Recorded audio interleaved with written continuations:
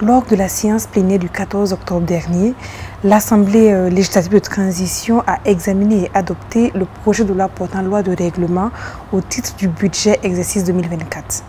Pouvez-vous nous expliquer qu'est-ce qu'une loi de règlement et pourquoi est-elle nécessaire?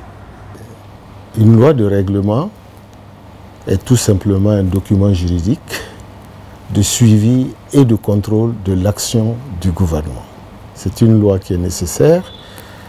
Elle fait partie d'ailleurs des 3 lois de finances que vous connaissez, la loi de finances initiale, la loi de finances rectificative et la loi de règlement.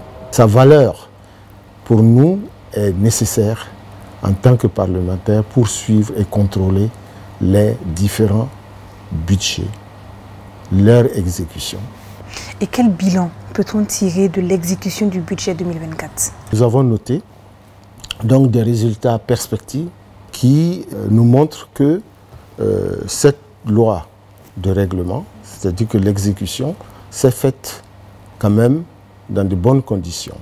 Et donc, parmi ces résultats, on peut noter par exemple tous les investissements qui ont été faits, que ce soit dans le domaine de la santé, que ce soit dans le domaine de l'agriculture, que ce soit dans le domaine de la sécurité. Deuxièmement, il faut noter que cette loi de règlement, et précisément le budget 2024, s'est exécuté conformément aux autorisations parlementaires que nous avons octroyées, que nous avons données au gouvernement.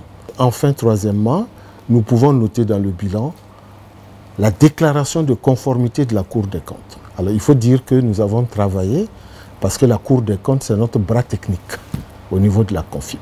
Alors, le rapport mentionne une amélioration de certains ratios, comme la masse salariale par rapport aux recettes fiscales. Qu'est-ce que cela signifie concrètement? Les recettes fiscales, c'est tout ce que le gouvernement collecte comme impôts, droits et taxes. Maintenant, on dit dans ce montant que vous avez collecté, uniquement les recettes fiscales. Parce qu'il y a d'autres types de recettes. Les recettes exceptionnelles, les recettes non fiscales, les produits. Uniquement pour les recettes fiscales, que représentent les salaires dans ce montant total? Ce ratio-là, dans les normes, il est inférieur ou égal à 35%. Donc cette masse salariale, on peut dire qu'en 2022, elle était autour de 46% pour nous, en 2023 autour de 43% et en 2024, 41%. Donc il y a quand même une amélioration qui se constate même si nous sommes au-dessus de cette norme qui pour le moment, disons, est suspendue. Quelles recommandations la LT tire de cette loi de règlement pour les prochains exercices budgétaires? D'abord, la première recommandation forte que nous faisons au gouvernement, c'est que le gouvernement renforce sa communication avec la Cour des comptes pour éviter les discordances de chiffres.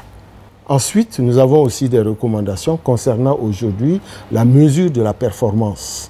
Parce qu'on constate qu'il y a encore à ce niveau beaucoup d'insuffisances, alors que nous sommes dans une démarche de gestion axée sur les résultats.